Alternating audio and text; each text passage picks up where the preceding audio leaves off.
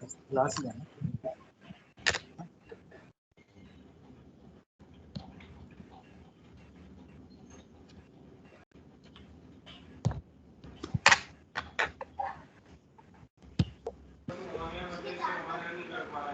A very Yes, good please. evening. A very good evening to one and all present here. I wish Charlie Sobrani welcome you all to the ninth session of eStart 2021, which is a pre-incubation training program for the early stage startups organized by Entrepreneurship Cell, Amity University, Rajasthan, in association with Amity Innovation Incubator, Jaipur, supported by Atal Innovation Mission and Institution Innovation Council. The course will cover almost all aspects from idea validation to market research through training and monitoring to business planning, prototyping, and demonstration.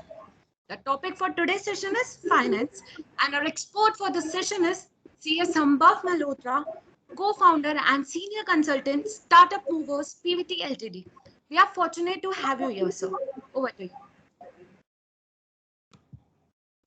Thank you so much. Can you just confirm if my voice is audible loud and clear? Yes, sir, your voice is audible and clear. Uh, I just shared my screen. If you can confirm that the presentation is visible to you. Yes, sir, it's completely visible. Thank you so much for the introduction. And thank you, MET, for giving us another opportunity for connecting us to our day zeros, because we strongly feel that these incubation programs are the need of the hour for the startup ecosystem that's developing in the country. And we've conducted a couple of sessions in the past with MIT Noida. Thanks for having us for this eCell eStart 2021 program. We basically have been given topics of finance, and specifically the two topics that were enumerated were cash flow and balance sheets, tools and templates. But I'll just set up the agenda and how we are taking the presentation forward. A few things that we have taken as assumption is that most of the audience that we have in today's session basically are a mix of finance and non-finance, and more of non-finance entrepreneurs or early stage entrepreneurs. And we've kept it as basic as possible. We've not gone into a lot of technicalities looking at it. However, if someone in the group wants to go in some specific technicalities, we can pick that up later on one-on-ones or otherwise. So topic for today is finance and cash flow and balance sheets, which is typically financial statements, tools and templates. So the presentation purpose is defined as we discussed. We'll talk about an overview of a finance function for an organization. We'll also talk about the shareholders' value. So we'll talk about a little bit of value system for organization, and why for us is shareholders' value prominent amongst all, and why the existing and potential entrepreneurs needs to frame their organization keeping this one value in mind. Then we'll talk about what are financial statements, as we talked about balance sheet and cash flow. Then we'll talk about specifics of balance sheet and profit and loss. We'll move into cash flow and what is meant by forecasting and projections. We'll move into an important slide of why profits do not mean cash, and why do startups face this challenge where despite of being profitable, they don't sustain, their going concern is a hit. And then we'll touch upon in a summarized form on what can be the tools and techniques for these existing and potential entrepreneurs and startup founders to manage their finance function at day zero and say 2 months and then 6 months, and how should they basically figure out on how they have to build their finance function in their organization. So typically the first question is what is finance, right? We can go on debating for centuries and then even will not complete this topic. But there will be one caveat that we will understand out of this is how is finance perceived in the organization, specifically not just Indian ecosystem but global ecosystem, right? And now that could be a conditioning or a mindset, but I hope most of you will agree, and I'll request people who do agree, do type in the chat box, do you agree with this mindset or not? that finance does not get the priority for any founder. Like he might hunt for a tech co-founder, or he might hunt for a digital marketing agency, or the founder might want to have a co-founder on board, and the efforts that go around in initial stages to get that framework in place, finance somehow is deprioritized for the founders today. You might or might not agree, but that's the background, and that's where Startup Movers was started in 2014, where we realized this ecosystem needs some kind of a push on the finance front. Basically, tell people that it is only finance that exists everywhere in the organization, right? It's like that soul. Whatever department you pick up, be it marketing, be it sales, be it HR, be it your CEO's office, finance it is not something which is lying in seclusion. It has branches in every department of the company, and it's like a dependencies, right? Finance function is most important function. I come from a finance background. Some founders will say no, everything has to be looked at from a point of view of overall business scenario. But trust me, right, where if your finance function is something that is not performing well, it will have its ripple effects on all other teams. Am I audible? There was some voice. Yes, so you are audible. So finance function is one of the most, if not the most important functions of the business. It is closely connected with all the departments, right? There's hardly anything in the company where finance is not branching out for something or the other. And if you take an absence of finance, most of these activities will come to a halt. Your marketing cannot survive for a long time without a financial visibility, right? Just an example, your HR team will need to coordinate closely with the finance team, because almost 50% of HR function is directly correlated to finance. So we've tried to keep this presentation quirky to have that interest generated, because finance as a topic in itself might not be that attentive to be taken care of. So what we're trying to say, it's very, very vital organ for an organization. If you compare it to the body, we use a tagline that we build backbones. In fact, we'll go on to say that finance is like a heart. It is basically mobilizing the resources in all the other departments, right? So it's not something that can be deprioritized, is what we feel. As a founder, from day zero, give equal importance to finance, if not more, in terms of how you are shaping up the whole company. So typically, what functions do finance team performs, and what are the functions that finance department will need to do? Or you as a co-founder or a founder in initial days will have to figure out that what I need to do myself and what I can outsource, right? What I need to do in terms of Excel management that I can manage, or are there any expert advice that I will need, right? So this is inclusive deck, slide that you are looking at. It's not exhaustive, but the idea here is to basically give you an hierarchy that once you grow in the organization, once your organization grows, how you have to pull yourself out of redundancies in finance. Redundancy means any activity which is repetitive and is not technical in nature and is not adding more of a value. It's more of day-to-day transactional work, right? So as an early stage founder on day zero, you might be doing everything that is mentioned here, starting from bank balance accounting, looking at your bank statements, writing down narrations, where money went in, where money went as an expense, how money came into the company. And then you might not have an accountant on day zero on board, so you might do some sort of a document preparation on your own of how my financials are looking like. So in few cases, we do get this data from some founders who are non-finance, but they somehow have done that checks and balances, and they're able to give us a framework that these are the transactions that happened, this is my closing balance, this is what I understand, right? So from day zero perspective, you might not be in a situation where you need a full-fledged finance function in place. So if you talk about the bottom two, the bank balance accounting and the bookkeeping, this is something most founders feel that they can do themselves. Some people do have finance background, so for them it is easier job to be done. But as soon as you combine them with the other three on top, reporting, operational finance, and strategic advisory, that's where the clash starts happening, right? Where you are doing the stuff and you are also supposed to create a strategy for the department. So the founder, you basically enter into a bottleneck. Oh, where am I? What am I doing? You kind of start getting notices from XYZ departments for non-filing of returns, or there's an agreement that got executed where you thought that oh, this is just a format to be done, but you ultimately fell in a trap, or some transaction did not go in your favor. It's only when these situations arise is what we have seen founders becoming proactive on getting experts on board and letting this function be performed as a specialized function in the company. So our advice is for founders, don't try and enter even into the bookkeeping and bank balance accounting phase, because it's highly redundant. And that time you should invest in your core functions or strategic thinking, right? If you start going into these redundancies, you're basically killing a lot of vital time, which would ideally go into creating strategies and frameworks. And that's where the above four are critical.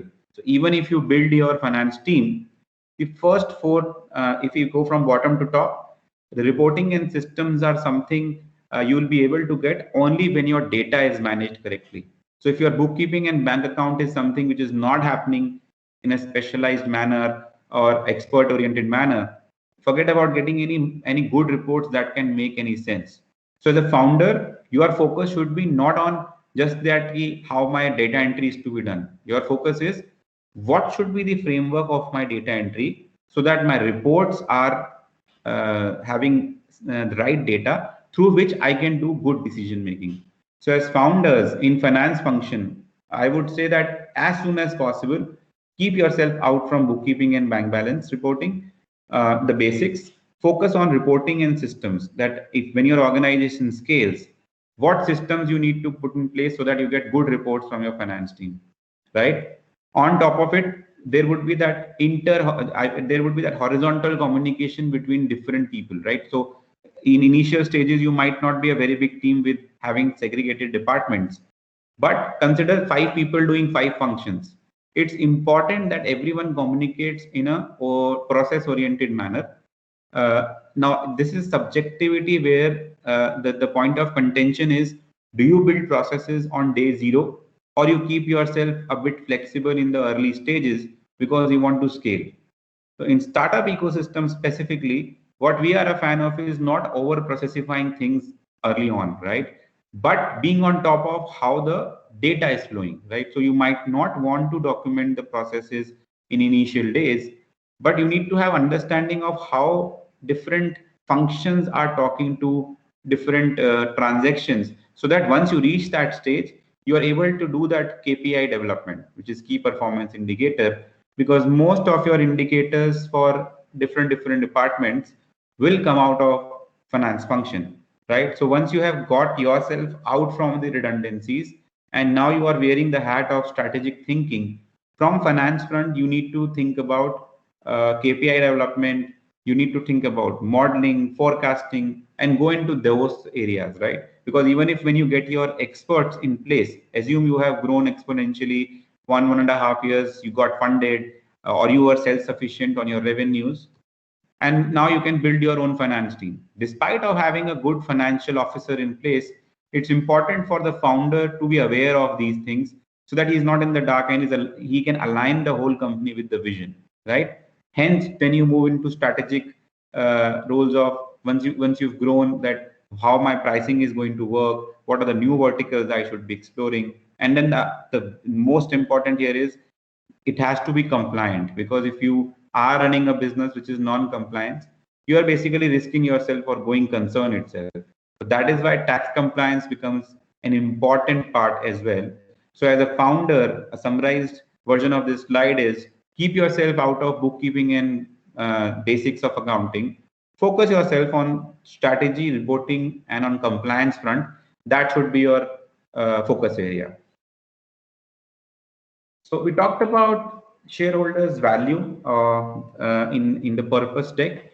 So typically, when founders build companies, and we've seen it in a number of cases where value creation, vision, and mission statement that founders create are something that early on is stressed by the founders to be implemented or communicated to the team. And when we've seen those values, you can just Google value systems for any good company. you will see that most of those values do not talk about shareholders value itself. So what is shareholders value? Ultimately, if you are working for profit and someone has invested in your company, more than your core values, the investors or the stakeholders expectation is, what is my shareholding value involved in this? Why have I put in money? What are the returns that we are expecting? So if you do not have plans to make money, or if your plans or unit economics are right now not available to an extent where it should be, or where an angel investor has just put in money for the sake of good team members or good market size, that's a recipe for failure, right? Because no matter what value you create, you might create a value that client first attitude. We will always value our client. We'll do a teamwork. Time is critical. I mean, there are varied values that different companies have, and it's a very interesting study to do also. But one thing you'll see is none of them talk about shareholders value to be there, because it's not something which you will explicitly talk about, right? It is deemed, if you are in a for profit business, shareholders value is very important. If you are not achieving it, all your values are meaningless. Then you are rather running a not for profit, then it makes sense. Because if you are not achieving your first goal of meeting your shareholders value, then you are going down the path where it has to be a yes or a no from one point of time. And hence in this slide, we are typically talking about function of finance where it is managing the funds in two parts. One is sourcing of the funds, procurement of the funds, and two, where are we utilizing? And both functions are directly correlated. So it's not that I'll raise X money and then I'll decide where I'll utilize, or I will first see where I have to utilize money and then I'll see where I have to source. They'll go hand in hand. You will need to articulate your project, you will need to articulate your utilizations, and from there you will lead to how much source of funds you need, right? Typically, we've seen all three scenarios. Scenario one, where founder invested hard-earned savings, but they had no plan on where they are going to utilize it. It was just hit and trial. The MVP was not even ready. We've seen cases where there was good utilization of funds ready with the founder, but he was not able to raise funds for some XYZ reasons. And we've even seen third case where there is no utilization at all, but people have just put in money in the company and it's lying in the funds, debt funds. Now, the best case scenario is whenever you are raising funds or you are starting up, you need to exactly know, if not exactly, because in startup ecosystem, there's a lot of fragility involved early on, but you need to have at least ballpark idea of what you are doing, how much money you will need to achieve it in short term and long term, and then plan your sourcing of funds. That how will you get those funds? Will you get own funds, which is say equity, where we are talking about friends and family putting in money, or you yourself putting in your own savings, or you are going for a debt option because you are in a services sector and you might get as well have positive cash flows early on, or do you want to raise money through equity market, through angel investors, through VCs, because you are okay to dilute a little bit of your equity because there is risk involved of failure, right? So once all these directly correlated questions are answered, function of finance is to create a balance between the two, right? So we talked about procurement, we talked about utilization.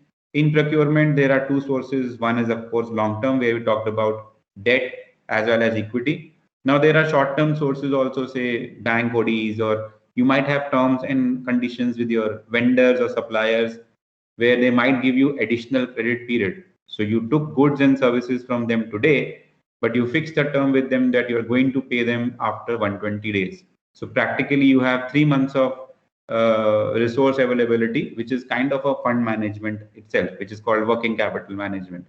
Similarly, on the utilization side, you have your debtors, which is the sales. So you might have a policy where you are getting everything in advance, right? So imagine that situation where your customer pays you in advance, but you are paying your vendors after say 120 days. So you potentially have a 120 day of capital already available with you that you can rotate, right? And then similarly, the long-term investments, which is very important in a startup ecosystem where people are developing products, or they have a long gestation period before their revenue starts kicking in, or they might just be in a research field, right? In that case, you have to have a very clear visibility or a plan in place that how much money you will need in short term, medium term, and long term, so as to achieve this project or an asset creation, which is called as investment decisions and capital budgeting. So I'm not going into technicalities. The idea of this slide was to basically highlight one aspect, that shareholders value is very, very important, and all your values will be linked to this. And then finance function is typically responsible for fund management itself, so that it's getting circulated throughout the organization and efficiencies are achieved. So how do you measure finance, right? Finance is typically measured not just only by financial statements, but it is one of the documentations that is primarily needed to check the health, whether the finance function itself is performing correctly and the overall company is performing correctly or not, right? So, what are financial statements? Financial statements are summarized statements, right? It compiles everything and presents to a stakeholder a summary of whatever exists. Of exist what? Existence of accounting data, which is produced at the end of an accounting process. As we discussed in few previous slides, that in case your basics are not correct, your accounting, bookkeeping, the redundant processes which we talked about, if they are not correct, you will not have a viable or a quality oriented summarized financial statement that would make sense. So most of the times we've seen it a case where the inherent data collection or the data entry was not that great in the startup, and hence when they were trying to raise funds or when they came to us, since they did not have a formal finance structure in place, creating these statements itself became a problem, because collecting that data for us was not that easy, right? So that is why it is recommended that in early stages itself, founders should plan for basic accounting processes to be intact and quality oriented, so that when at the end of a period, so it could be a financial year and it could be a quarter and it could be mid-year also. So the end of accounting process does not mean that it has to be a specific period. It could be any defined period. I am just working for a quarter and then I will analyze what went wrong or what is going right. Right. So at the end of the period, if my quarterly data is not fully punched in, then whatever statements I get, they are of no use. So your accounting process should end before you create these statements. Who creates these statements? By an enterprise through which it communicates. What is the purpose of financial statements? Financial statements will be used to do analysis. Financial statement will be used to look at the health of the organization, and that document is basically giving communication to stakeholders, both internal and external. Your management team will need those for analyzing what's going right, what's going wrong. As a shareholder, I need it because I need to know the value of my equity or why my investments are, how it is shaping up. So for an example, all listed companies will have to present these financial statements every quarter, right? So whatever stock you pick up on stock exchange, you will have see that they declare their results in the 3 or 4 weeks from the end of the quarter. It's mandatory for them. Why? Because these statements are very, very important for external shareholders who invested in your company, and it brings in transparency, right? So that's the purpose of the financial statements. What all they include, right? And now the word include is important because we are not focusing on all statements, because the financial statement itself now is a broader term. It also includes your notes that are created along with the financials. If you're in a corporate sector, there could be add-on information that might be asked under different statutes. Different laws might ask for different information. So there is a law. If you see an annual report of any company, you'll see that it's not just these three financial statements. It's a hell lot more, right? Are we concerned on day zero for everything? No. As a founder, even if I'm able to focus on the three that I'm looking at, it's a win-win situation. Problem here is that even today, getting to these three takes some time, because as we discussed, right, that finance is not a priority system for founders, and hence it's a reactive approach to finance functions, whereas it should be a proactive approach. So what all financial statements include? It includes a document called balance sheet. It includes a document called profit and loss, and it includes a document called cash flow statement. Balance sheet is kind of a position statement for us. It gives the health condition on that day. Profit and loss is nothing but the income statement, And cash flow statement will tell us about the changes that are happening in cash from one period to another. How are they different? Why is profit different from cash? We'll go to it when we go into details of these three. What are the characteristics? I mean, हम financial statements के से achieve क्या करेंगे उनको पढ़ के? तो उनके कुछ there are assumptions that we have to keep in mind, right? Financial statements are always historical, right?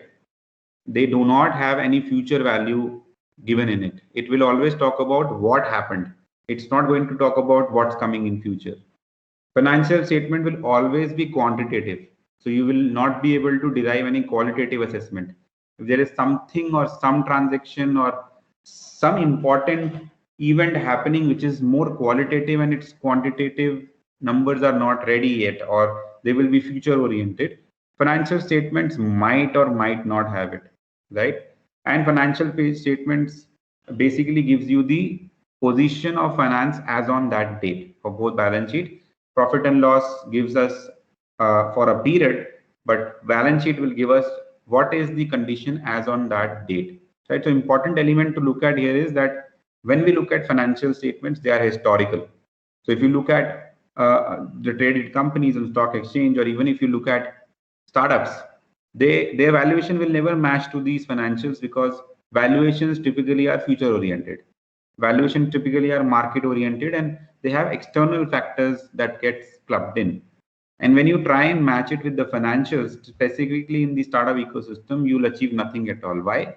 Because all the valuations that are happening in startup ecosystem, they are future oriented, right? And if I want to now derive my valuation from what exists today, that in itself is not correct, and I'll not be able to achieve it. However, even to look at future, I need to have one baseline history, and then I can take it forward. So I cannot say that I will derive my valuation without having any existing numbers if I am a running entity. I am at day zero. Yes, I have no transactions in my books. We can say that we will be able to derive valuations through certain future oriented methods because we have no present data to present.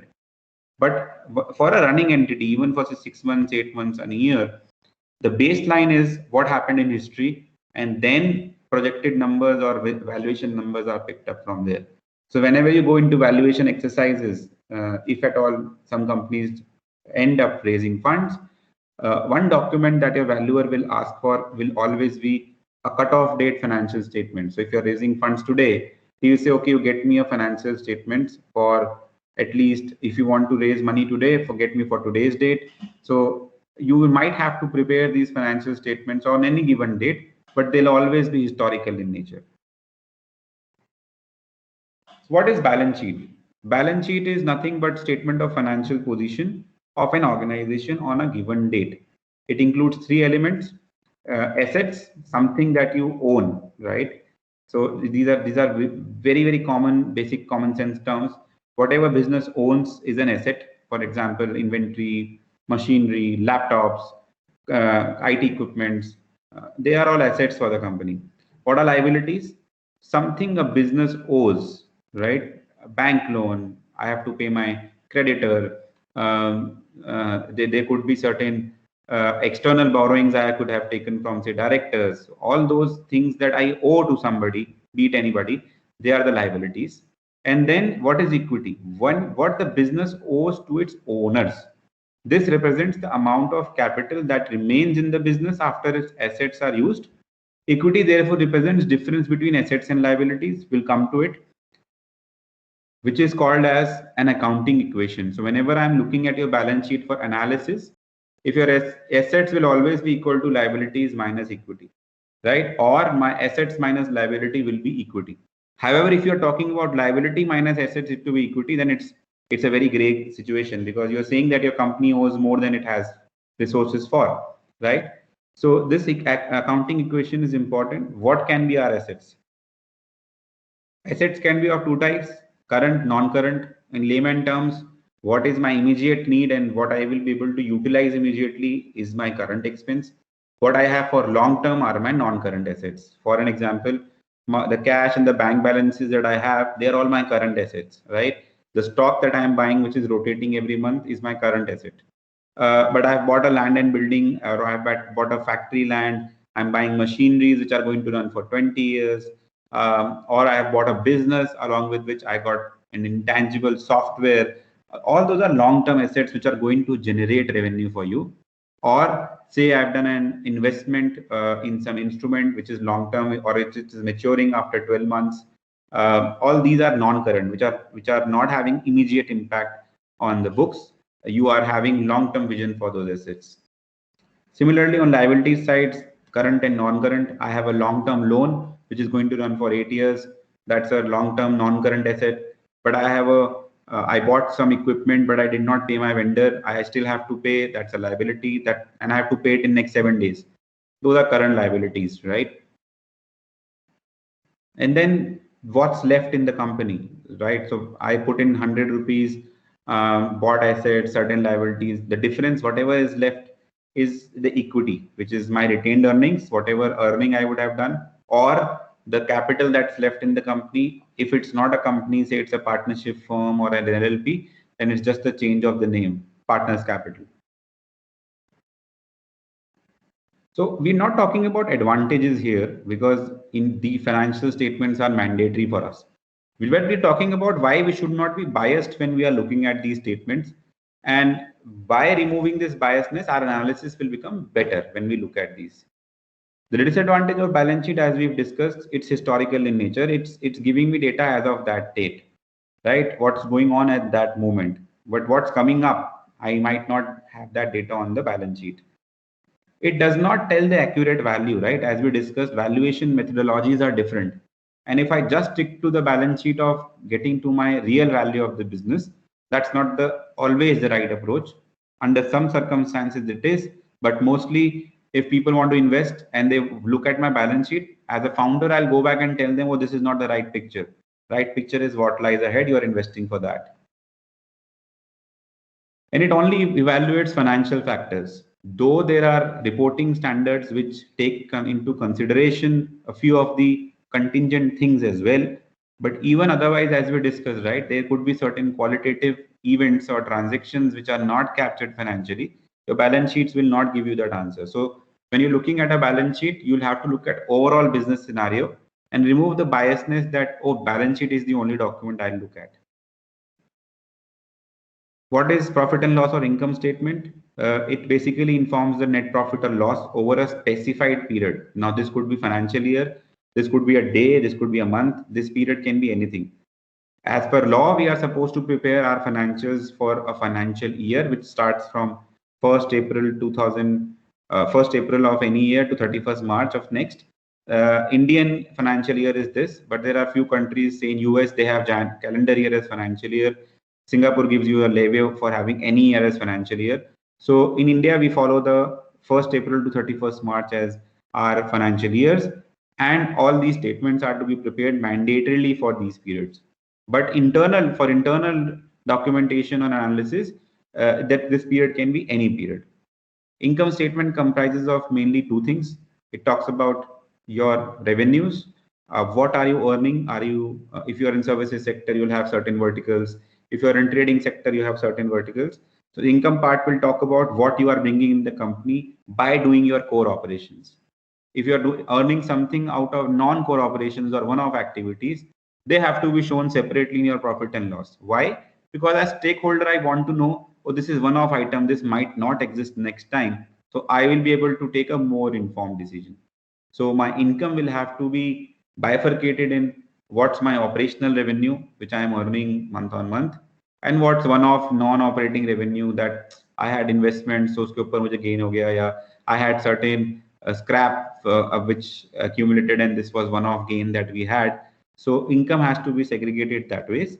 And then expense side of the story, a cost incurred by business over a period to earn that revenue, right? And the difference of the two will give you the net profit or loss. Now, again, we'll not talk about advantages, right? Profit, these are mandatory legal statements. But again, why our biasness should not be there when we are looking at profit and loss? Oh, I found something and I'll take a decision. No, we'll have to look all the things collectively when we are doing financial analysis. And even we are performing finance function, just creating these statements is not the criteria. This is the starting point of finance. These are basics to be done. It's again basically following an accrual system of accounting. What is accrual? That the expense or income or say asset or liability might not have run through a cash transaction or a bank transaction, but mere anticipation of it happening or basically establishing that it is happening, we will need to book that transaction in the book. So it's more of an accrual system that you see, and which basically also gives rise to a lot of window dressing that happens in bigger companies, because in accrual system you have means and ways to basically represent things in a different manner which are legally correct. But if you do not have a financial acumen, you might misread it and have a biasness towards it. Cash is king, and you from profit and loss you will not know what is the liquidity of the company, how much resources it has today to basically run its business forward. So profit and loss again is for a given period. So when we talk about balance sheet, we say it is on that date. So it talks about what's the financial health of the company on 31st March.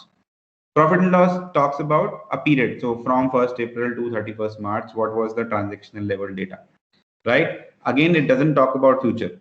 So you are looking at something that has already happened, but in order to make important decisions, so as internal co-founder or management team, I might look at that data, say for 31st March, I'm looking at that data in May or June or whenever in future.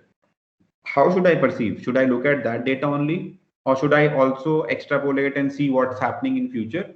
So again, the drawback point, bringing it on the slide was that yes, creating these statements are mandatory and these are basics, but you should not have biasness that once you've achieved it, you've done a great job. This is just a starting point.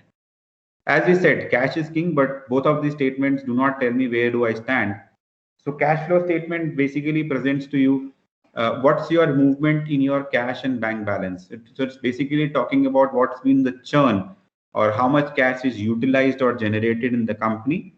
And it basically talks about three segments: operating, investing, financing. So what's operating cash flow? Whatever core business you have, whatever money it generates through core business. So I'm a SaaS based company. I have built a SaaS product. I am giving it on subscription. So subscription is my operating activity. And in order to do that, I am doing a lot of expenses, say salaries, tech subscriptions of foreign softwares. I have rentals, I have office expenses and all of that.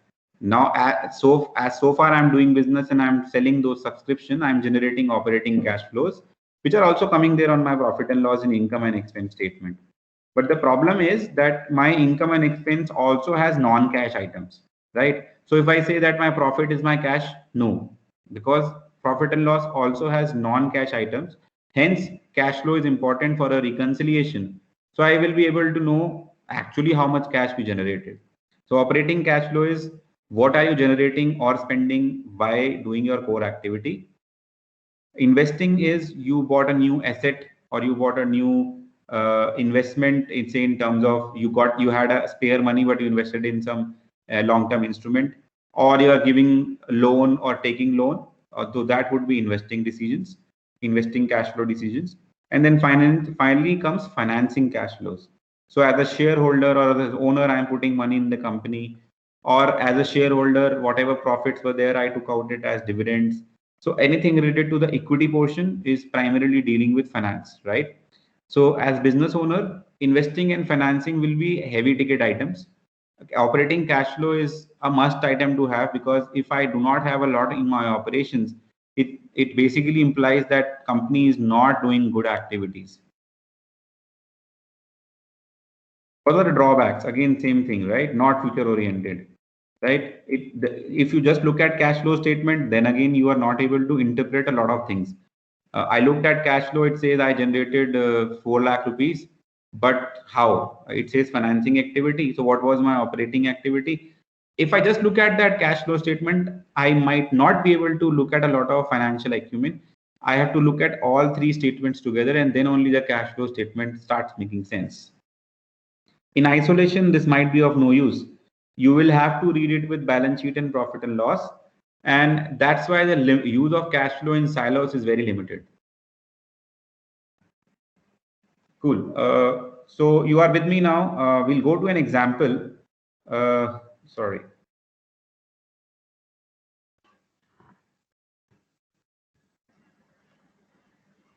Am I audible? Just checking.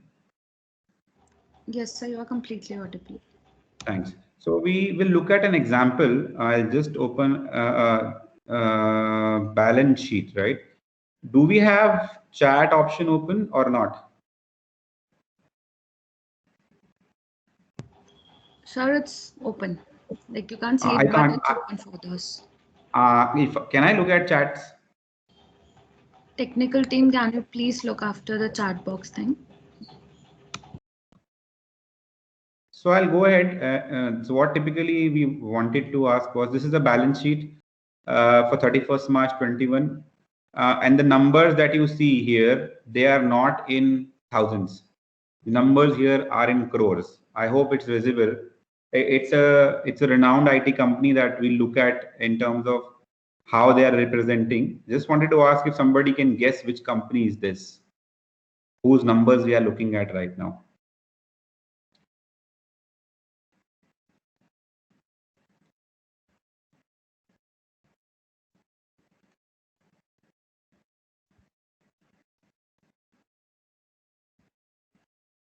I don't think I have the chat visibility, so I'll proceed. Basically, these are numbers for Infosys, which just declared its numbers for 31st March 21, and some numbers to look at, right? If you see, the figures are in crores, right? So this is a balance sheet format, which is as per the Companies Act. It talks about comparables for 2 years to be shown mandatorily. It gives a specified format for balance sheet to be presented. If you see, it's a vertical format. It talks about assets and it talks about liabilities and equity. You will also see that some companies internally follow a T-shaped format, where on left it's assets and right is liabilities, which is coming out of a software systems, which is okay for internal reviews. But for corporates specifically, if your company or startup will have a private limited structure, Schedule 3 is mandatory requirement, right? So they have a 320 pager report. That's something that early stage startups are not required to prepare, but the format and framework is the same. Your balance sheet will more or less in terms of framework look like this. What it is talking about: assets, non-current we just talked about, current assets we just talked about. And if I want to analyze this balance sheet of how I'm looking at it, right? So I'll just do comparisons and I'll be able to do some sort of decision making and go in depth.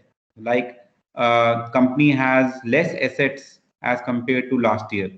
So ideally, they have revalued their assets, or they have sold off some assets, or they have just depreciated their assets. So since the number is not substantial, it is say just about 10%. Prima facie, it's just depreciation. Had the numbers changed exorbitantly, then I will go in depth and see what just happened there. Though as a financial user, I will go in depth for everything if I am taking any financial decision.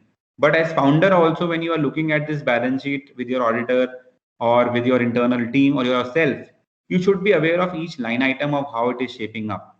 So initial days, you will spend time on creating this framework, but later on, once you have a knack of where the transactions are flowing, then your acumen of reading it will also be super fine. You don't need to be a accountant or a highly specialized finance person to read this. There are there are courses available for knowing this, very small courses. And founders, best of the investment bankers are IITians and people from engineering background. So there is no challenge in reading this. One example I'll see, right? In this case, I see that there is a change of almost 8,000 crores in investments, right?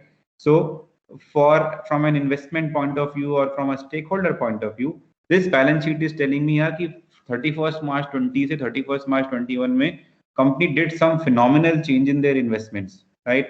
So I might be willing to look at it more.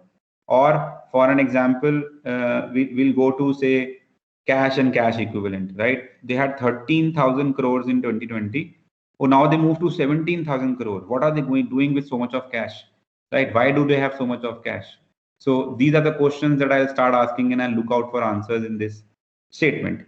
Similarly, I look at their trade receivables. Trade receivables is they billed to their client, but they have not collected the money yet.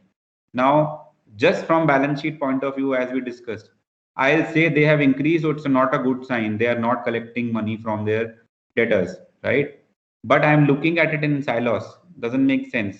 I'll have to reconcile it with few numbers, right? So here we say there is about 800, about 8%, 9% variation. So what I'll do, I'll just go to profit and loss also. And I'll see that their turnover has also increased by almost 10%. So then now I'm relieved that because their turnover has increased, hence their debtors are more. It's not that their collections are bad. They are doing great, right? So that's how you typically read financial statements. You go in depth of numbers and look at changes that have happened, right? But again, I am looking at financial statements historically. If you look at what the share of Infosys that it reacts based on numbers, you might see that they have high profitability coming in. They had 15,000 crore of profit in 2020. This year they had 18,000 crore of profits. Yet maybe the day they declared the results, their shares fell or the valuation dropped. Reason being, market was anticipating to have for them to be doing 20,000 crores of profit, but they underperformed, right? Which is market standards, future orientation. So just looking at the financial statements is not the only thing to be done, but this is the base work. This is something that as founders or as business owners, we should have hands-on training and ability to read this, because this will tell you what the business is doing and how it is performing. So the idea was to show of how typically a schedule 3 profit and loss and balance sheet looks like. Trust me, even if it's a 1,000 rupee company, format will remain the same. It's a 1,000 crore, lakh crore company, format will remain the same. It is about detailing that has gone in this. So we'll look at one thing and then we'll close at it and move on. So we talked about the investment side, right? They had raised 8,000 crores of investment. What just happened? So we can go down in detailing on 2.4 and look at it.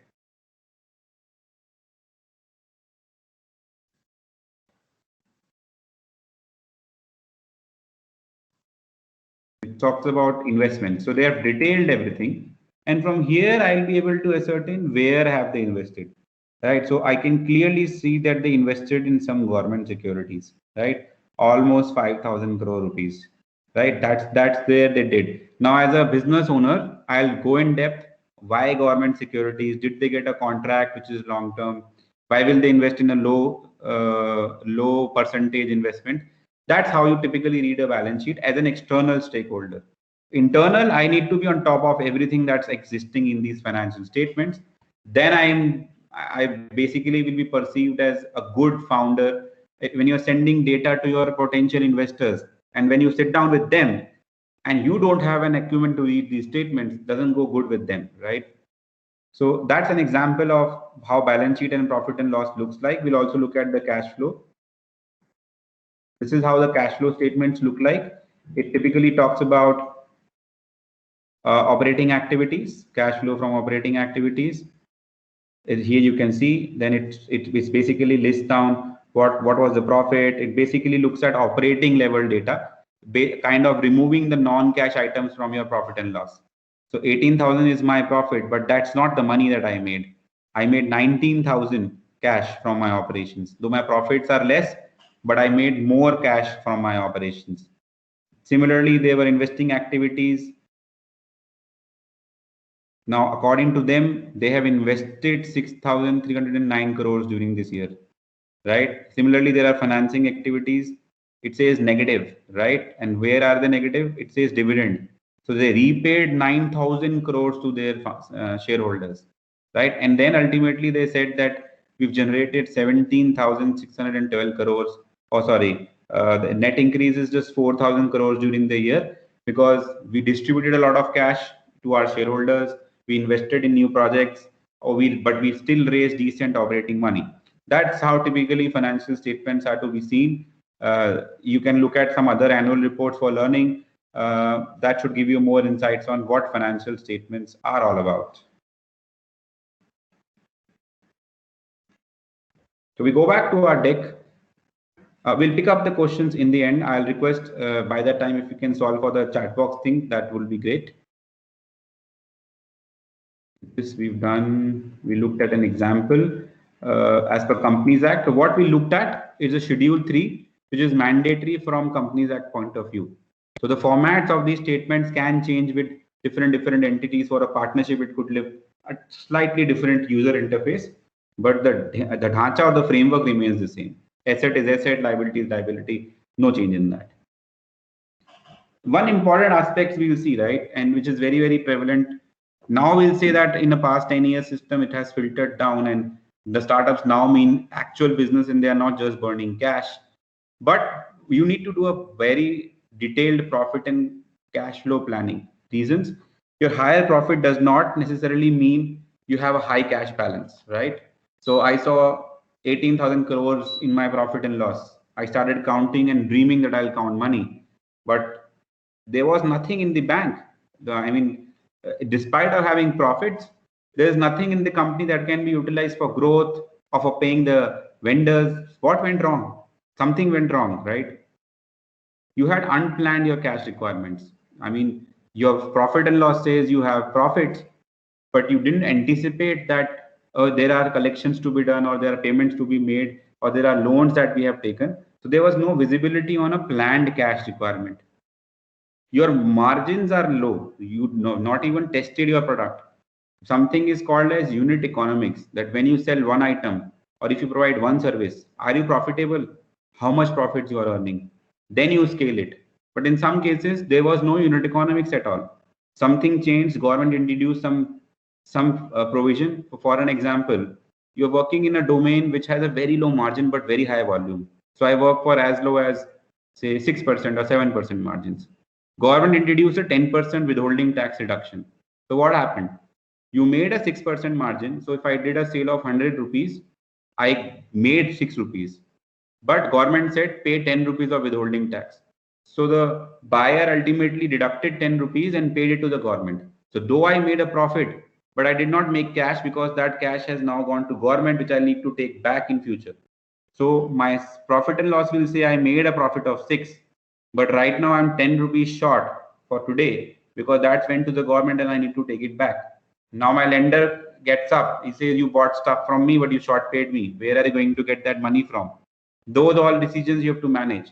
So at low margin business, you cannot have such high withholdings. So see to it that you are in a good margin business, and then look at all market scenarios.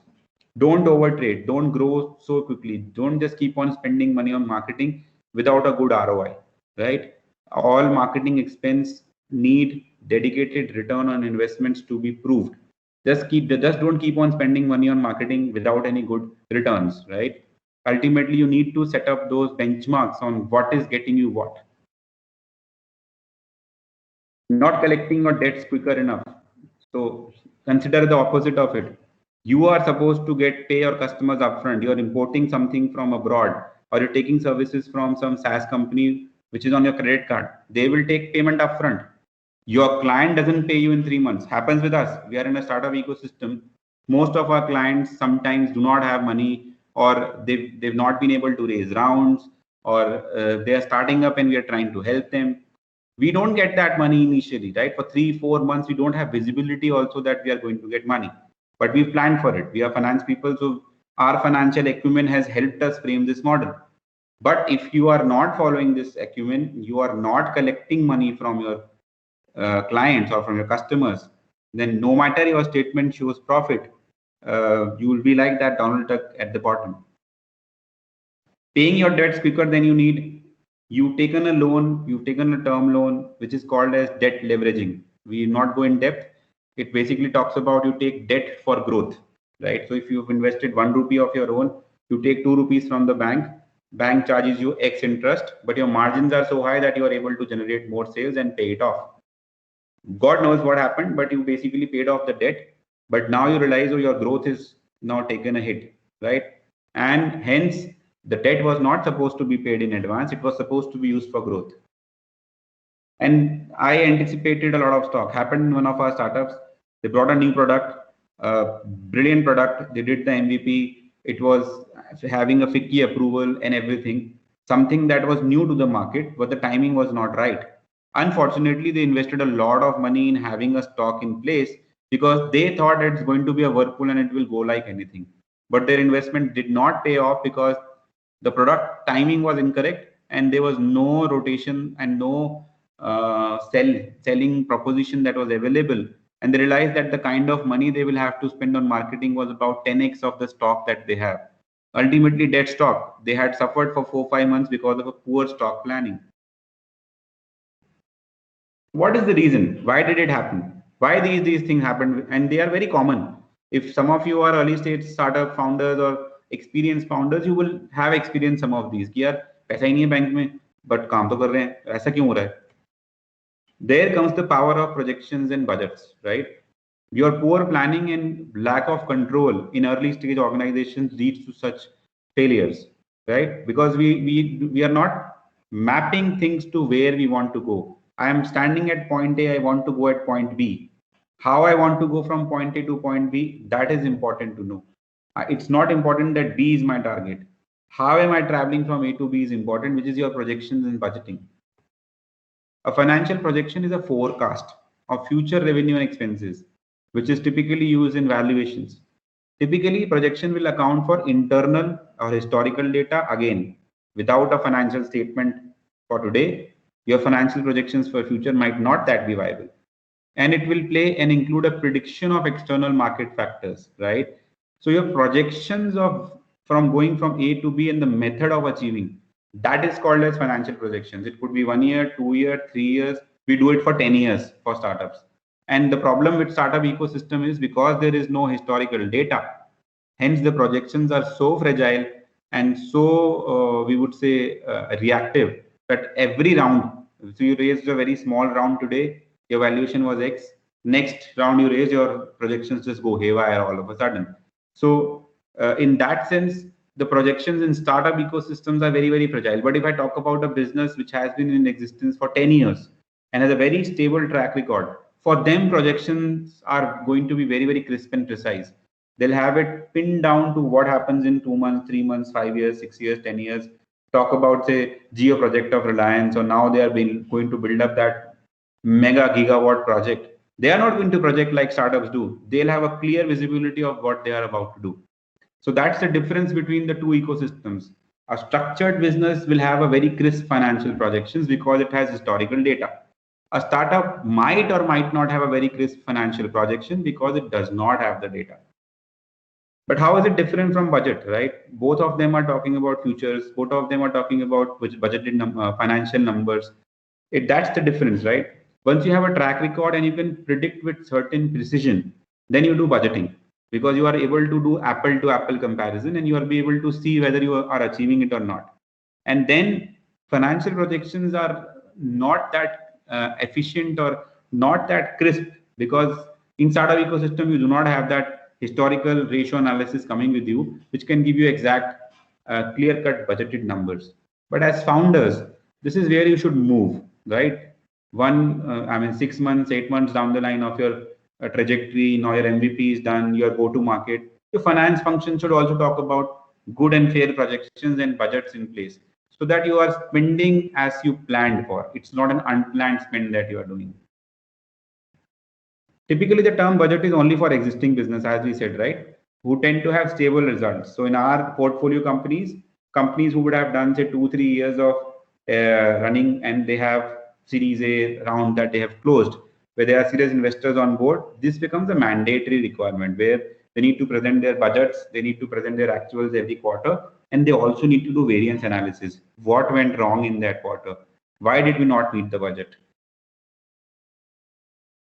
So we also have a topic of tools and techniques. As we said, we'll take the questions in another 10 minutes. Tools and techniques for founders will depend on this question, right? Do you want to invest your time or you want to leverage experts? This will tell you whether you have to invest your mind in tools and techniques or not, right?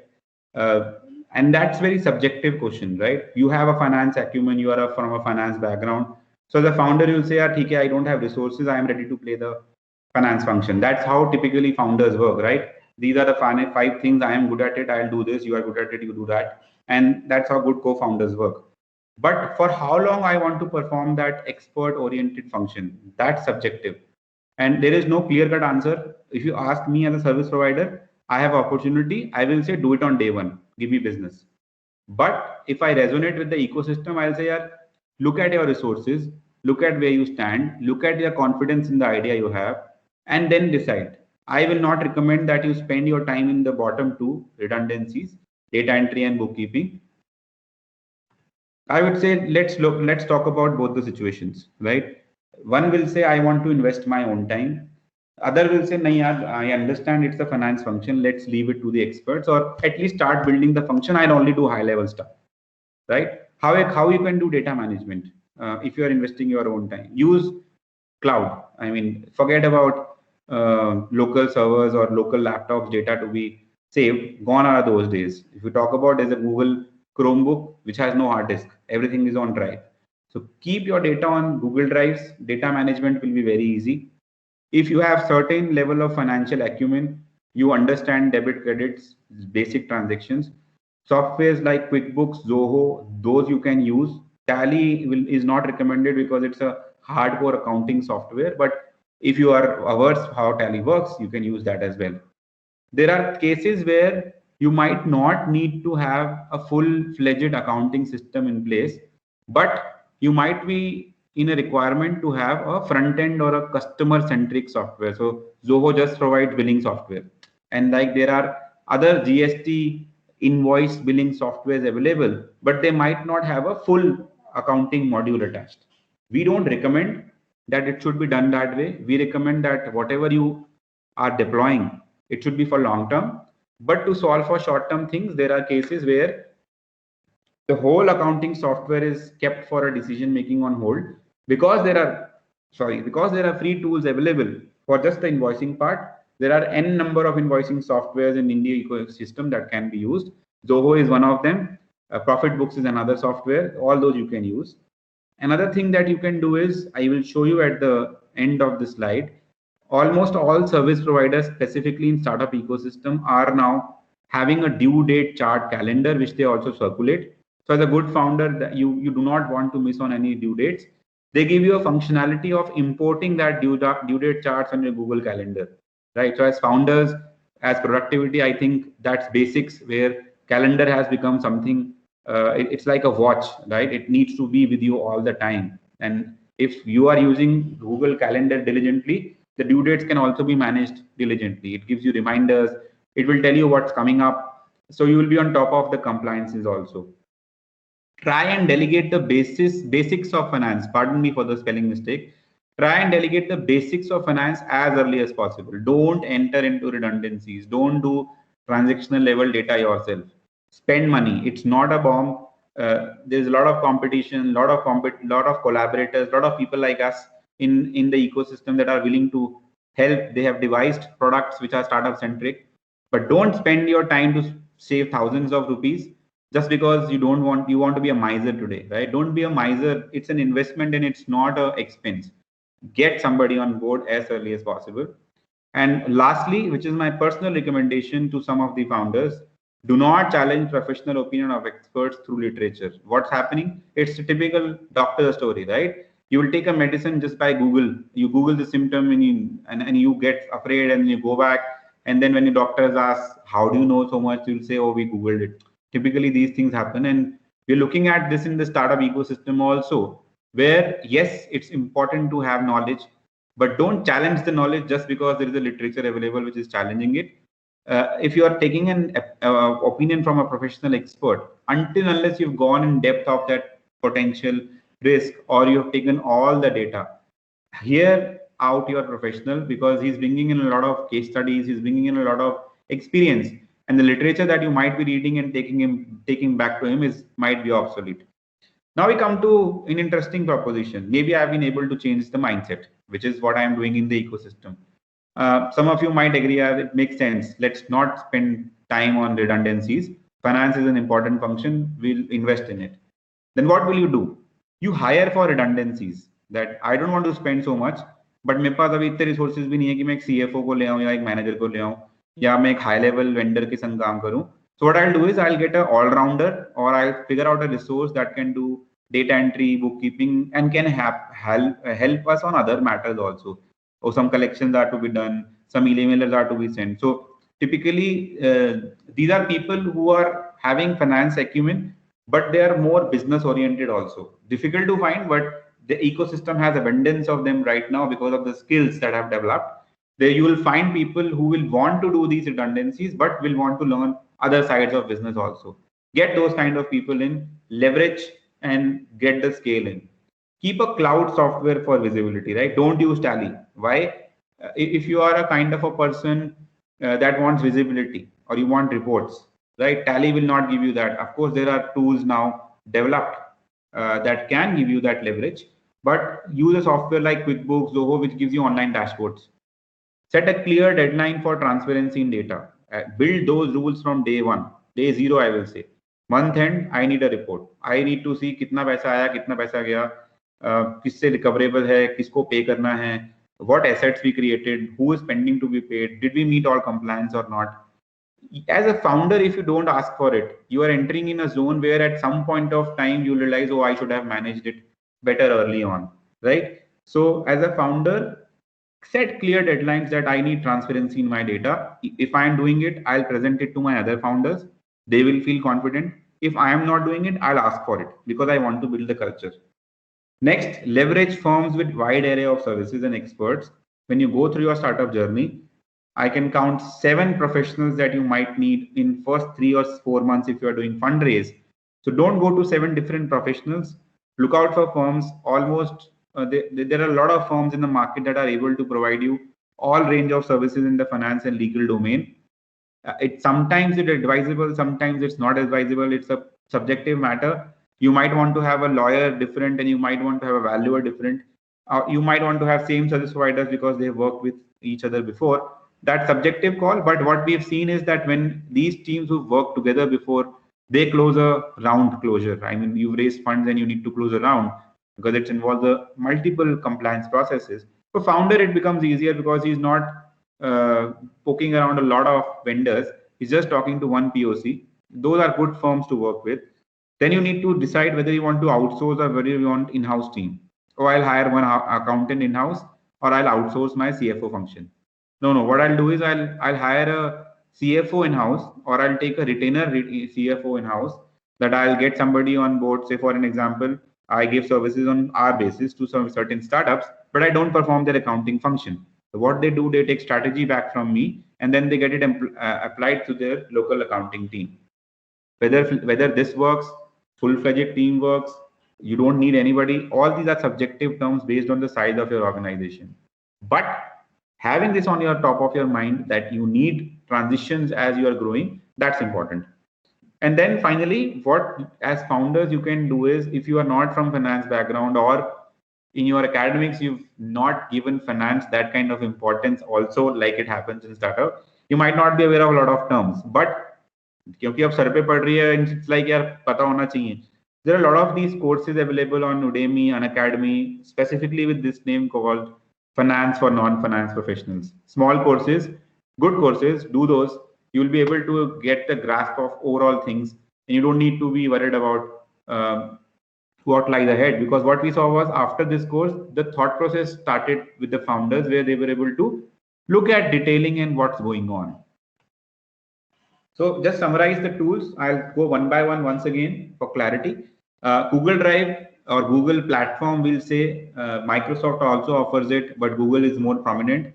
It is for data sharing. In fact, it also leverages good communication with the team. You can save your templates, you can save your Word files, Excel files on which multiple people can work together. So use Google Drive, use Google Docs, very important. You can use Zoho or QuickBooks for cloud-based accounting systems. Something that we've used. There are many more in the market. Many new players are coming every day because Indian market size is so big. If you get 10 more cloud service providers, they'll have a market to capture. But this is something that we in our last 7 to 8 years have worked on, and they've developed the system as per Indian compliance framework. So good to use. Tally is something which is evergreen with accountants, with finance professionals. If you are not doing it yourself, your finance provider will be more comfortable with Tally because they have hands-on experience. Speed is ultra fast, and once the speed is ultra fast, it gives you leverage to do other things. Then on top of it, you might need certain taxation softwares if you are building in-house team. Or if you're outsourcing, you don't need it. Your finance provider will already have it. But in certain cases, so for an example, in taxation, there is taxation on salaries.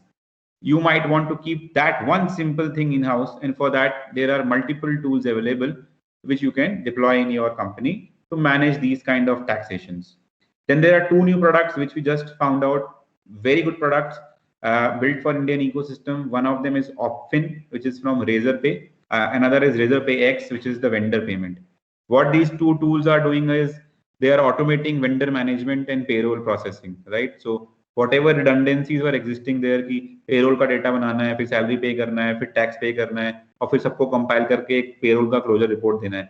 Everything automated in one click, in one go. Your masters should be perfect. We are working with them now for almost a year or so, but good products. Is this exhaustive list? No, this is recommendation. When you Google these tools, along with these, you will be able to look at those ads and new tools that are coming up.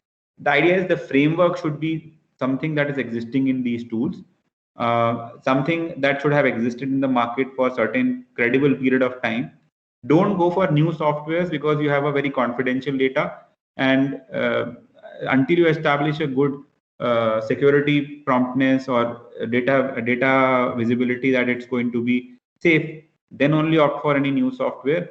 What we've mentioned on the slide, all of them are there in the market for a very long time now and very trusted softwares.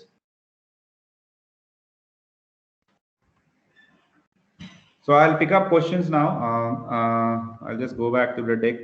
Sorry, go back to the call.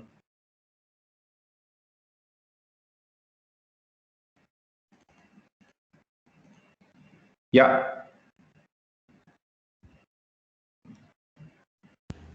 Thank you, sir. So we have questions in the chat box. One is, I can't access the chat box. Will you yes, sir. recite? Actually, I'm reading it for you. Go ahead, please. As a clothing startup, how do we align our investments, and what are the main sectors we need to invest in? Okay, so I think this is again a pretty subjective question, because in clothing startup, I'll have a lot of counter questions coming up, whether you're manufacturing on your own or you're outsourcing your manufacturing, whether you're using only one line of business. So for an example, there's a startup in our portfolio. They started off with just chinos. So if you're in manufacturing, you know what chino is. Did brilliantly, but pandemic had a very bad impact. They could not grow.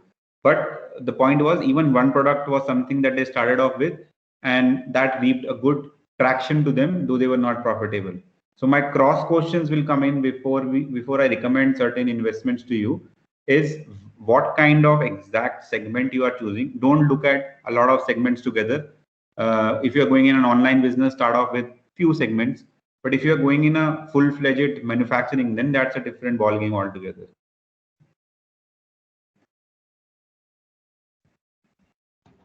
Thank you, sir. Another question is, as a startup, do we need to essentially hire someone for financial services?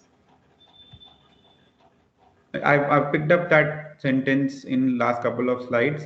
Yes, I would say you need to hire somebody. When do you want to hire? It's a subjectivity. If you do not have if you have very low level of finance acumen, nothing to be ashamed of, that's a risky proposition. So if you're delaying hiring there, or you are delaying, don't hire if you don't want to, but at least have some mentorship or some service provider who's giving you at least, say, per hour monthly guidance, or giving you a strategy function, right? So but if you have financial acumen, you understand debit, credits, and all the compliances, then it's a function of time. I have spare time, I can do it, keep on doing it. No, my operations ask more time from me. Just go ahead and do the hiring, do that investment. Thank you, sir. Another question is, from where can we get the financial aids, like organizations or schemes and all? Okay, so there are a lot of Startup India grants, not grants. They are kind of collateral-free loans that got launched in Startup India program. You can Google it, and it starts from a very low ticket size and goes up to ₹1 crore. SIDBI has a lot of these opportunities where they are giving collateral-free loans. Of course, the percentage is very high. They charge about 16 to 18%. But all these loans are even they are existing in the market. Most of them are oriented around how much cash flows you are generating, right? Very less success ratio we've seen in case of people just starting up on day zero and they are being given debt aids, debt funding on day zero itself without having any running revenues, right? So the opportunities are there, you can apply for those, but the success rate is higher for people who have a steady state revenue coming in, or the project that they have, the project reports that they have built, or the project that they are working in is such that it is sector specific, where there are sector specific grants or debt funding which is sponsored by government. Everything is there on the Startup India portal in detail. I can have another session where I can just talk about those specific grants. But as I said, right, success ratio is less if your run rate is lower. But do go and read all about the sector specific grants that government is giving in, specifically the state sector. I mean, Delhi startup policy has some different versions. Haryana has different. So what we figured out recently was even state specific startup policies have a lot of announced such packages, but when you go down to the grassroots level, you will have to penetrate deeper, so as to reach the last mile contact from where you will need this grant to be released. So instead of that, I will say look at it as one option but not the only option. That's my recommendation, because then you slow down your growth path. Okay, thank you, sir. Sir, another question is, if any projects are getting delayed or payment is getting stuck, the profit margin is decreasing in actuals. So, shall we leave those projects, or how could we overcome such situations? So that's where your projections come into picture. Why you started that project in the first place itself, that is something important. And I used a term called unit economics, right? You all should basically Google this and understand what unit economics is all about. That was my guru mantra when I joined few startups and I worked. Until unless something is profitable at unit economics, it cannot grow. I am making loss by selling one product. I will make loss when I sell 100 products, right? So if you would have done this analysis that I am running a project, I did a projection, but my projection said I will be at a 20% margin. However, I am at a loss. So first step is variance analysis. What is not going right? What did I not project? Or is there leakage that I can plug because of which I'm not able to meet projections? Those will be the first step. But once I have done that analysis and I realize वो तो model ही खत्म है, क्योंकि इसमें कि मैंने cost figure out किया था 100, बट ये तो 400 से कम होएगा ही नहीं, क्योंकि कुछ रेगुलेशन चेंज हो गया, इंपोर्ट ड्यूटी बढ़ गया and all of that, then you have to rather pivot or leave that project on itself. First step is of course pivoting. You'll figure out what's the next best alternative given the resources that you have deployed. So take an example of this company, if I'm not wrong, Dunzo. Look at that example, right?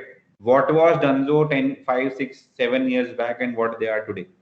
So much of pivoting that they did all across because their models were not succeeding. Ultimately, now they are in a stage where, though they are not profit making, but they raised decent amount so far.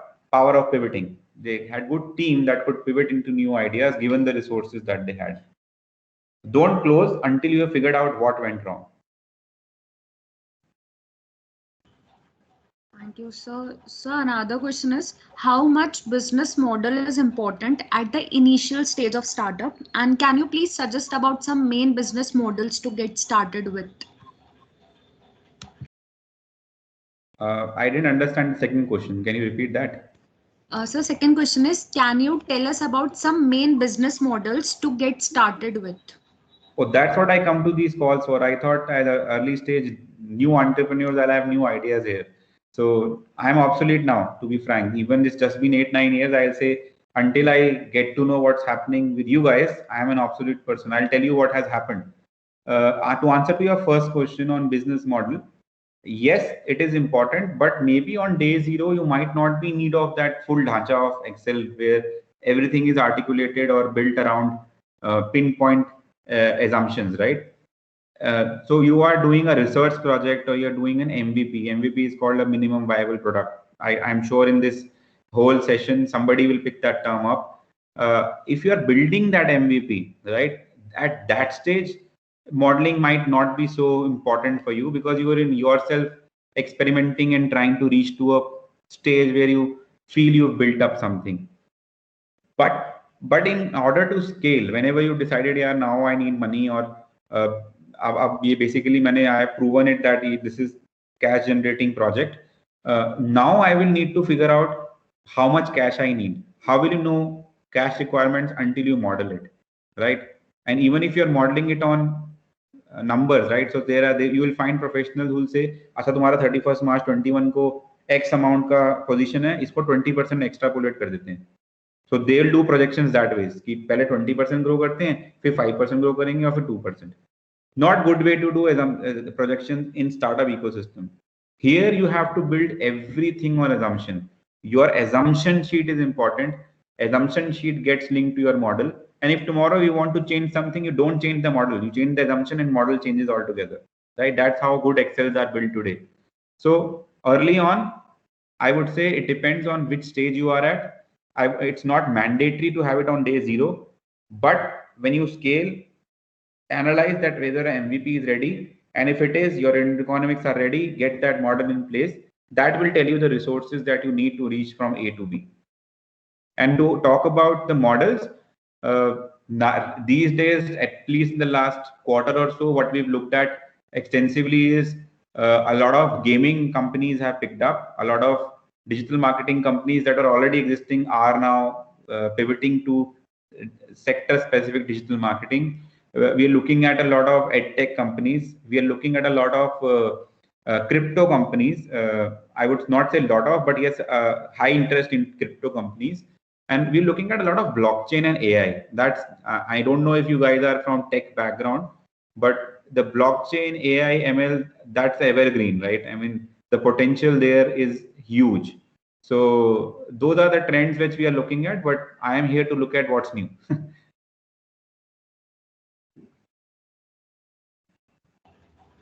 Thank you, sir. Another question is, if someone is investing in our startup, what is the ideal % of share that we must give? Interesting and a very good question, right? Here, the point is you don't want to dilute yourself highly, right? So what happens is, I have good experiences on my portfolio where I've seen startups failing because they diluted a lot. So by the time they raised a Series A or Series B, founders were so much diluted that they lost interest in the business itself.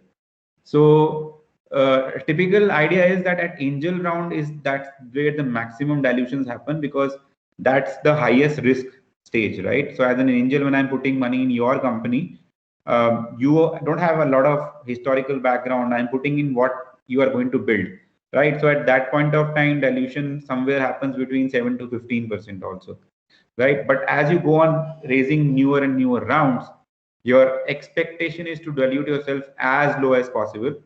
But one personal recommendation that I'll give is that if you are in an industry where sustainability itself is a function of raising your next round, which is a prominent thing that's shaping up, analyze when you need an institutional investor to come on board, right? So typically what happens, I raise good money, decent money from angel investors, friends and family, sufficient enough that I scale to some stage. So I decided not to go for an institutional investment because I don't want to dilute.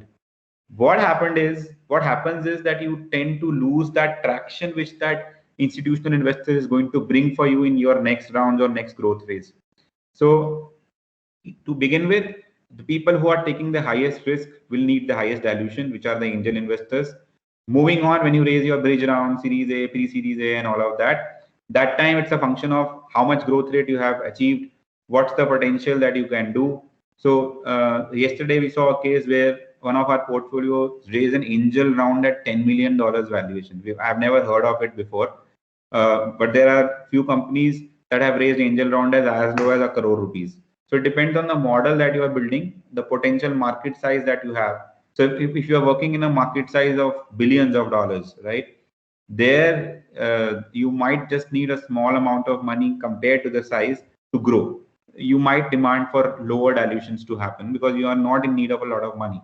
So these are the variables and functions that you should look out for. And of course, take a help from expert whenever you have those discussions going on. There's a lot of subjectivity involved, negotiations that are involved. And it's not just a function of what you want, it's also a function of what investors want. And hence there is a balance that come across the table. Thank you, sir. Another question is, are there any fellowship or scholarships for people who are just beginning to launch a startup? There are incubation programs. I think you are sitting in one of them, but there are dedicated, and specifically I have seen a lot of these institutions already tied up with Atal Innovation Mission or AICs, where they are not just incubating, they're also funding the startups after, say, a period of 3 to 6 months. Again, something that is already available and transparent on the AIM website. And you can also look at certain co-working spaces. I remember 91 has a basically an incubation setup. There was some Bangalore-based co-working also that had a in fact in Gurgaon, a lot of companies, co-working companies, have these incubation setups where you need to apply, and then if selected, they will incubate you. So it's not just that they are going to put money or they are giving you resources; they're actually providing you a lot of resources in terms of mentorship as well that should help you in your initial days. Thank you, sir. If someone has any other questions and queries, they can post it in the chat box.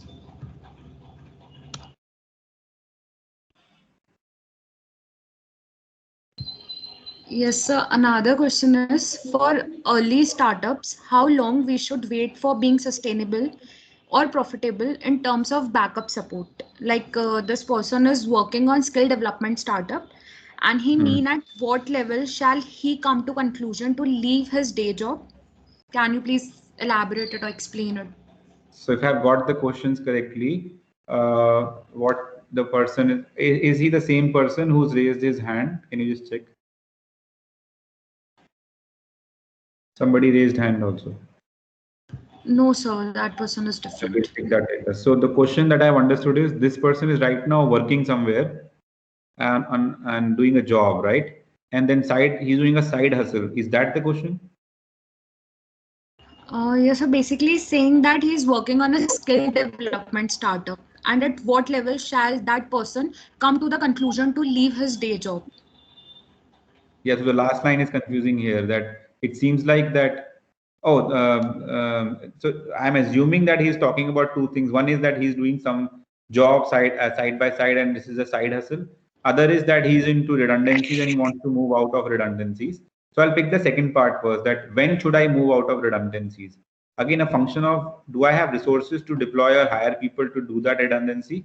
Second, if I hire that person, am I able to deploy my additional times to generate more revenues or build more important work?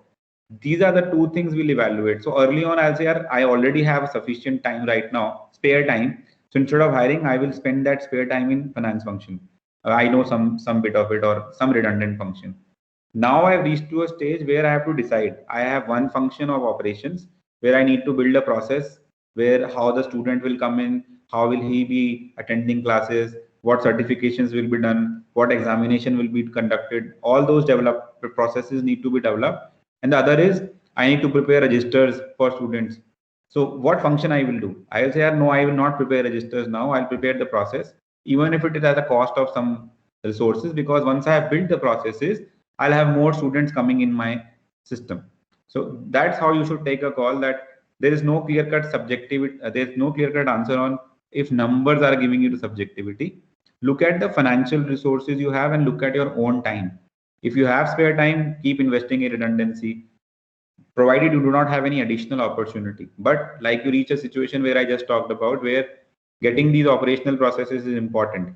Build process, get redundancy done from some other person, untrained person whom you can just train for a day or two, hire an intern, hire an entry level staff, get that job done from that person and save your time. If you're talking about the first part where you are working and doing a side hustle, that's a pretty subjective question, because I need to understand the whole model and then give you an answer.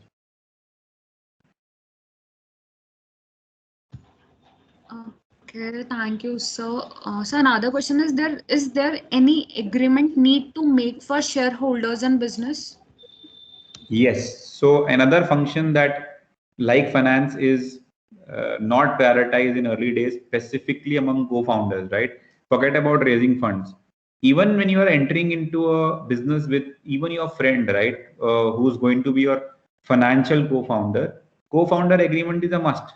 You need to write down everything in written because money spoils not just professional but personal relationships also, and it can lead to legal trouble as well.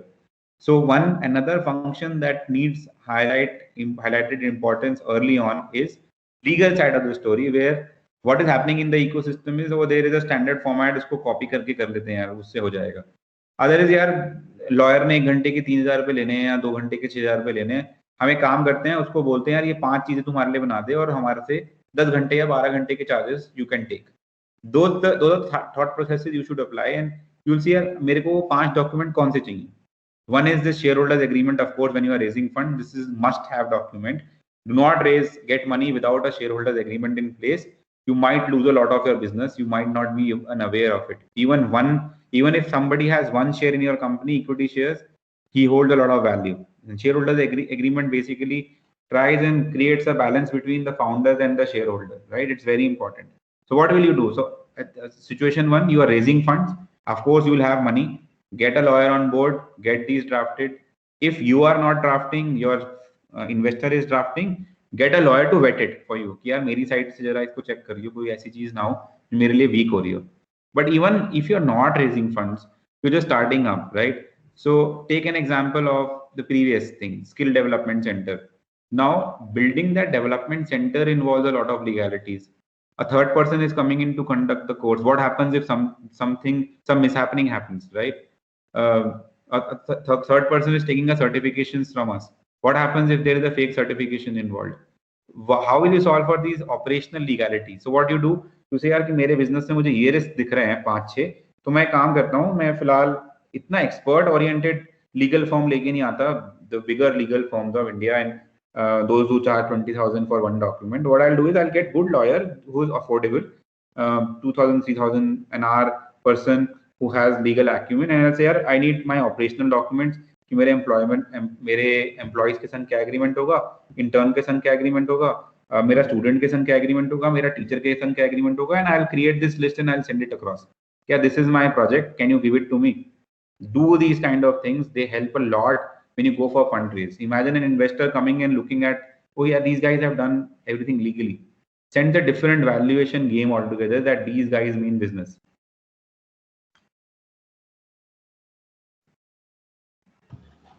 Okay, thank you, sir. A person under the name Ishrat has raised the hand, so please can you unmute and explain your question? uh, Now I think he's lowered his hand, I don't know. Yeah. Any other queries anyone has?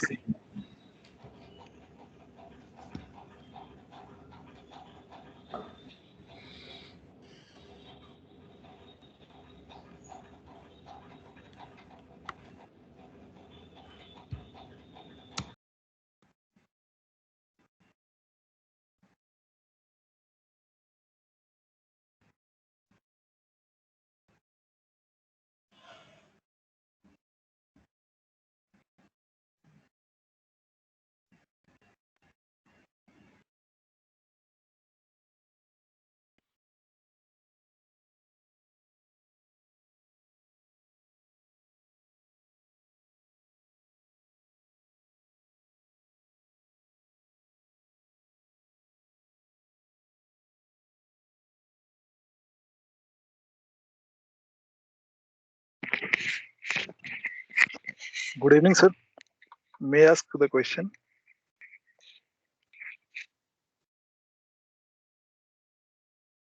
Yes, please go ahead. Sir, actually, I'm working on a skill development startups. Just Yeah. actually, as you just mentioned few things regarding the raising the fund. Can you please also suggest me for the startups, those who are working on the skill development, how to raise the funds? I mean, ways to raise the funds.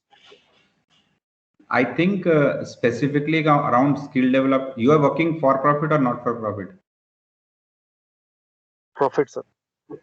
Yeah, so that's where you need to figure it out, because for not for profit skill development, there are a lot of schemes. And one challenge that we saw with these government scheme was that in most cases, when there is grant, they are asking for a Section 8 company or an NGO, right? So if you are a for-profit company, the options become too restricted. The best way to manage these kind of things is a hybrid structure where you also have so your company acts as a service provider, and then there is a NGO or there is a Section 8 company which talks about they are the not-for-profit hand that you have. So the leverage that it gives you is that you can do projects in a shared basis where you can raise grants in not-for-profit. Even state governments have skill development based grants where they are asking for specific. There are certain criteria of how old the entity should be, how bigger the structure should be, how many students would have already enrolled. So I don't have specific information, to be frank. Even I will have to dig in and come back to you. But what I know is that if you're looking for grant, they will specifically ask for an NGO or a Section 8 company. For profits grants, there is a difficulty, and it's a very difficult situation to be in, where even if you qualify and you have a for-profit company, you might not fit in the criteria, and they'll say, oh, you don't have a Section 8 company in place. So we've seen that challenges in the past. Maybe they have sorted now. We've not come across cases where grants being given to for-profits. Very less number of cases are there. But what I'll suggest is all these are online applications now. So if you just Google skill development on your state level, you will definitely find an online grant application portal. Apply for it there, even if you do not have a Section 8. Meanwhile, just go through the terms that these specific policies have. And if they specifically talk about not-for-profit companies, what you can do is basically tie up with an existing NGO or create your own NGO and try and leverage this grant through them. So ultimately, your purpose is to get certain liquidity to enhance your operations. That should solve for it. Okay, sir. Okay. Thank you, sir. So another question is, if any shareholder is leaving business, what are the formalities? So I'm typically looking at this question as there are two co-founders and one co-founder is leaving. If it's otherwise, please do comment on chat box and I'll pick it up accordingly. So it's like a difficult situation to handle, because in a startup, when you've raised funds or you've done a valuation which is higher than your previous round, and now your co-founder is going out, there are ways and means to tackle it, but there is a taxation implication that comes in. So your founder came in at 10 rupees and now your company is 400 rupees per share. Though on books you are at loss, but you raised round at higher value, so your share price increased. And now your co-founder wants to move out, or some shareholder says, "Yaar ki aap mere se share kharid lo, yaar, I want to go out." Indian system talks about a concept of fair value, that arm's length price से कुछ कम नहीं हो सकता, right? तो अगर आपका 400 रुपए का शेयर है, 400 रुपीज का शेयर, now you're saying, यार, I'll buy it at 10 rupees, तू मेरे को 10 rupees पे देके जा. So it becomes a tricky situation, because even if you implement it, you have to first run it through the litmus test of both Companies Act and Income Tax Act. Companies Act might be still silent, it gives you levy on your whatever price you want to do it, because it's your internal transaction. But internal transaction, or maybe it's a company buyback. So company buyback is a very lengthy procedure. But if as co-founder you are buying the other co-founder out, that's still a simpler process. Companies Act will say, यार आपका आपस का मामला है, आप director से approval लेके अपना ट्रांसफर करो, we are not concern. Income tax will say, मेरे को बताओ किस वैल्यू पे कर रहे हो, क्योंकि मैं चेक करूंगा कि तुमने फेयर वैल्यू पे किया कि नहीं किया. And if you have not done the transfer at fair value, then potentially I will tax the person who has taken the benefit. Right? So in this case, what will happen is you will have to see it from two ends. One is legal, one is financial. If it's a shareholder with whom you had shareholders agreement, or if it's a co-founder with whom you have co-founders agreement, that agreement needs to cancel. Because now if your shareholder is going out, you're buying the shares and you're basically extinguishing those shares, your agreement will also extinguish. So a legal document will be prepared. And if it's co-founder, again the same story. You built a co-founder agreement, there were certain terms agreed. Now he's moving out. Of course, through share transfers, you can expedite and close the shareholding part of it, that he's no more an owner of the company or he's decided to do something else. But as a fiduciary responsibility, because you are continuing the business, you should enter into a legal agreement to indemnify the person who's going out and also to indemnify yourself for anything that could have been done till the time that person was there in your company.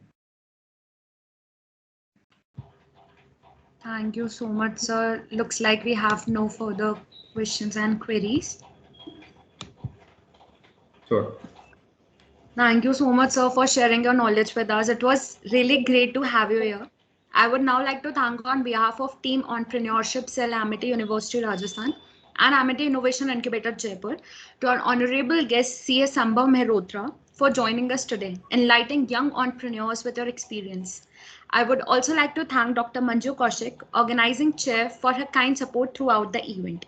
ESL Amity University Rajasthan for their tireless efforts and dedication in organizing such knowledgeable events. And a very special mention for the entire IT team and to the wonderful audience present here today. Thank you all for joining today's session. Thank you.